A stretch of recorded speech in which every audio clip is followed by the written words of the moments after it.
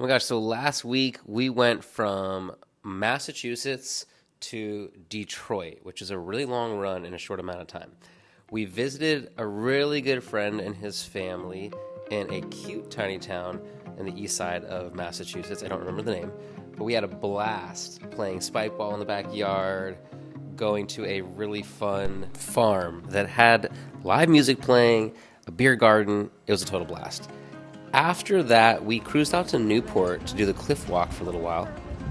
We watched the waves in the bay and checked out all the beautiful, gorgeous mansions. Totally as amazing as people talked about. We got it on an absolutely perfect day. Well, truth is, it was raining in the morning, and then in the afternoon it cleared up. We got incredibly lucky and loved the cruise along the water. After our cliff walk in Newport, we found a cool little pullout where we got to spend the night on some gravel. Some randos came in the middle of the night and were doing some weird things next to the ocean. But besides that, no one else bothered us. It was very comfortable, and we got to wake up first thing in the morning and cruise along the beach for a nice little walk. The temperature was absolutely perfect. There was very little wind, so we got to see the crystal clear Atlantic Ocean in this really awesome bay of Newport. It reminds me so much of the Pacific coast in the way that the water is a clear blue color. There is seaweed and tons of sea life.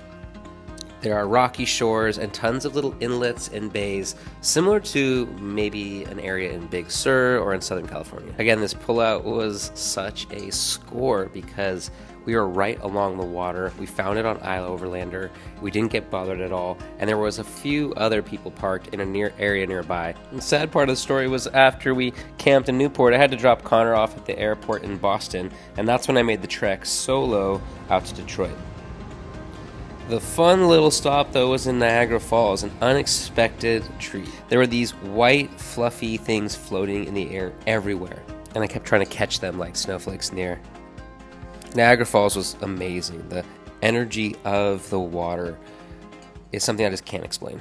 You can jump on this boat, this ferry that cruises along the bottom of the falls, and you can also do some, what do they call it, caves that you go into this elevator down through this tunnel, and you can enjoy the falls from the bottom. Apparently there were tons of seagulls that were having babies, mating, I'm not really sure, but there were heaps of them. Feeling the water of the falls was incredible. They had this deck, this wooden stairway and deck where you could get close to the bottom of the falls. You could really feel the energy up close. Put your hands in the falls, even your head, and again, feel that pressure, that intensity. But for me, I think the coolest part was seeing the falls from the top. It looked like the water was disappearing off the edge of the earth.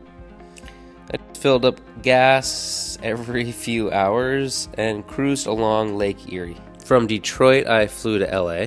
Fashion boss walk coming at you. Sang happy birthday to Noah. And did a partner workout on the roof of Equinox in LA.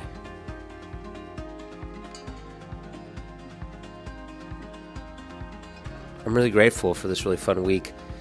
It was awesome being in the van and cruising across the country. I missed Con the whole time.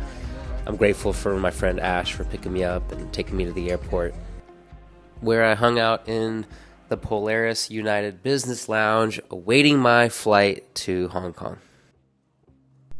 And United Polaris is disappointing, which I'll tell you a bit more about in the next video. Subscribe, stick with us. It's so great to have you on this channel. Talk to you soon.